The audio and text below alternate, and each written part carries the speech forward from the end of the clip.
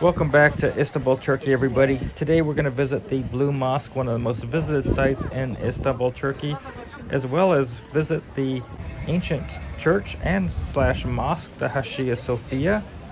And finally, we'll finish this tour at the Dolmabahçe Palace. So stick around, everyone.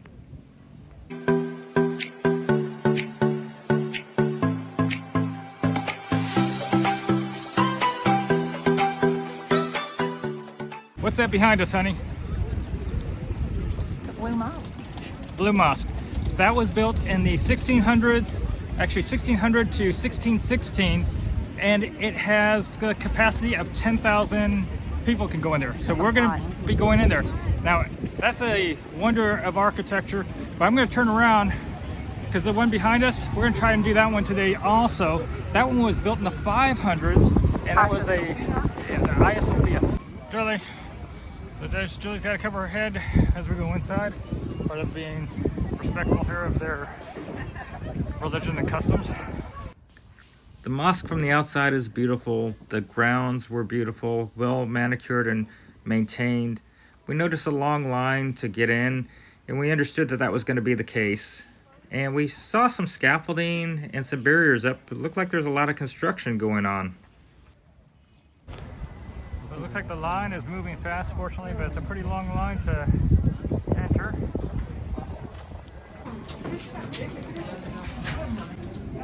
We took our shoes off.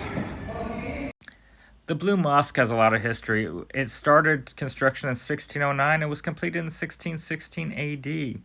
It's a UNESCO heritage site, and as I mentioned, this place has room for 10,000 people, but not today. A lot of construction was going on apparently, and it was walled off. We only got a glimpse of the dome, and maybe you could fit a few hundred people, 1,000 tops, in the area that was open for visitors while we were here. We didn't stick around too long. We crossed our fingers and hoped for the best when we go to the Hagia Sophia.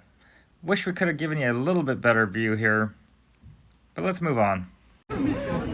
So it's under construction in here, so it's a little bit of a bummer, but hopefully in the next mosque we go into, we'll actually get to see something besides the construction site. So that's the better view. The inside isn't much to look at right now. Now, let's go around too. Let's see if we have better luck in here. Okay, so the Blue Mosque, we got to go inside, but would you say it's a bust? Yeah, unfortunately. That was a bust. So It's just too much construction. Yeah, we're just gonna hope we're gonna have a better time here. And there's a line to get in over there, and it's kind of, I don't know, I think this is kind of non-ethical, but there were people cutting in line to go into a religious place.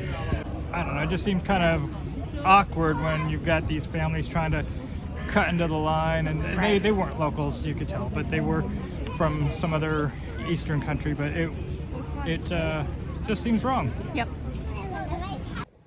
As Julie and I travel the world and go to different places, we always consider ourselves as being ambassadors for our country and always want to put the best face on.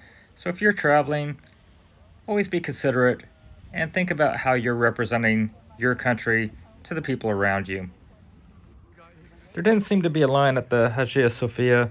We were able to get in pretty quickly. The construction of the Hagia Sophia started in 360 AD and was completed in 537 AD. So it started 1660 years ago. It was a Byzantine Christian church from 360 to 1204 AD, and again from 1261 to 1453, with the part-time as a Catholic church from 1204 to 1261 before becoming a mosque in 1453 to 1931, and then a museum from 1935 to 2020, and then again a mosque in 2020 to the present. There's still signs of Christianity in here, where you can see the Virgin Mary holding the baby Jesus. It was an interesting place to visit, a lot of history. And while this was a church for 1,000, almost 1,100 years, it's now a mosque again, and we were making sure that we were respectful to adhering to their customs. We came into the mosque, we removed our shoes, and we could tell that this one was not under construction. And we were going to get a real taste of what the Hagia Sophia was all about. Wow. Now this is spectacular. What a sight. It's incredible to think that we're walking through a piece of 1660-year-old history. The building is just really breathtaking, and to think that this type of facility was able to be completed 1600 years ago. There's so much ingenuity in here and craftsmanship that stood the test of time. And two great religions have used this building for thousands and hundreds of years. And it's nice that at this time we're able to come in here together and use this building and appreciate its beauty. While it is a mosque today, all are welcome to come and visit and enter these doors. So that was more of a successful trip. What do you think? Yeah, It was very, very interesting, very beautiful in there. absolutely gorgeous. It's mind-boggling how old it is. Right outside the Hachiya Sofia, there's some tourist places where you can buy some items and souvenirs, and they cater to both Christian as well as Islamic tourists that come here.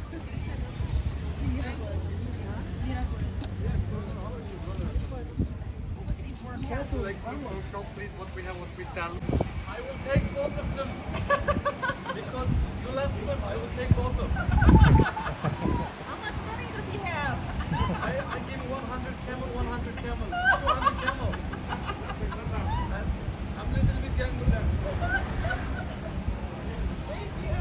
than Sorry guys, you won't be seeing Julie anymore. I'm accepting that 100 camel offer.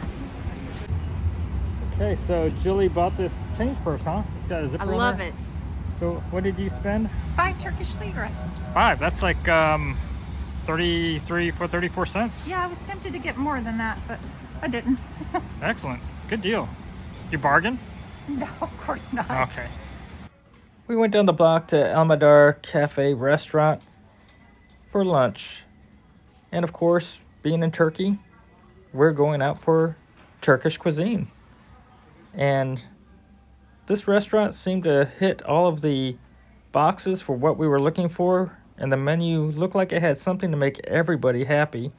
So I'm going to flip through the menu pages, so feel free to pause, slow down, fast forward, skip if you want. But the current exchange rate is 14 Turkish Lira to the dollar, so you can see what the value is currently here in Turkey. So as you look through these pages, let me go ahead and remind those of you that are new that as Julie and I travel, we use IM Global Health Insurance coverage as we go from city to city and country to country. So if you're a traveler, if you're an expat, a nomad, a missionary, if you have employees that are going to be working outside of their home country and you're looking for medical coverage, check out my link in the video description for IM Global Health Insurance coverage. There's several different programs and they're pretty cost effective. If you can find something better for you elsewhere, by all means, please do so. If you can't find the link for some reason, please email me at warrenjulietravel@gmail.com and I'll send you the link. I will receive a commission if you use the link only. Thank you. Warren, we might come back here for dinner. Looking comfy. Looking really comfy. So here's my spinach with yellow cheese. So it's not really that yellow, but more like a white cheese. White, yeah.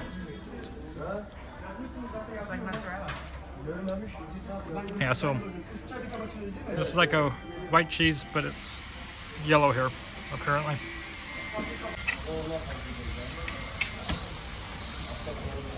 Nice, it's like a quesadilla with spinach.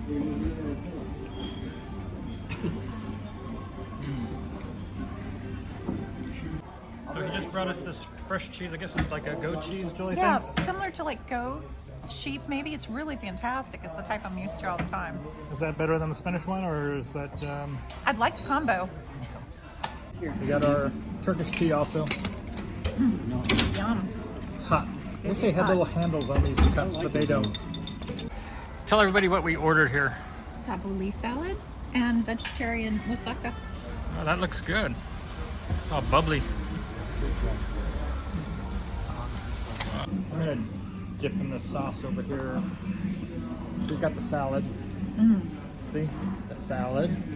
Now I've got this right in front of me. It's actually hers too. She's hungry. I'm gonna help her. This is Julie's food. It's amazing she stays so little. She eats so much. She's always eating. She's like a machine. Yeah. If you're new to our channel, Julie and I, we're traveling the world, trying to see what it's like to live in different places. We're doing a slow roving retirement travel, so we're typically somewhere for a month or two, sometimes 3. So if you'd like to see what it's like to live in different countries and locations, join Julie and I and our 2 dogs as we are traveling the world. And don't forget to press that subscribe button, and of course, press the like button if you enjoy the content of our video. Thank you. They truly nailed the taste of this moussaka. It's a vegetarian moussaka. I've never even seen one on a menu before. And it is just amazing. Spices, I just want to know what they are. So Julie and I were checking into our new Airbnb. We have the whole place to ourselves, and we have a little bit of room for the dogs to run around. Just kidding. Going into Dolmabahçe Palace, otherwise known as the Sultan's Palace. So we're going into this palace here in Istanbul, and it cost us a total of 300 Turkish Lira for the 2 of us to go to the main parts of the palace here. We're doing most of it except for the painting room. Yeah. So several different layers of security here, and they've confiscated my selfie stick, but we are inside the palace. Grounds are beautiful. So first impression, honey? It's a beautiful place.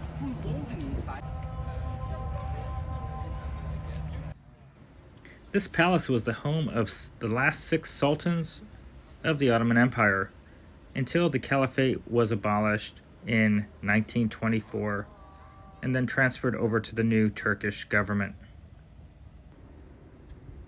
Construction from 1843 to 1856 cost 5 million Ottoman gold lira, or 35 tons of gold, the equivalent of $1.9 billion in today's values.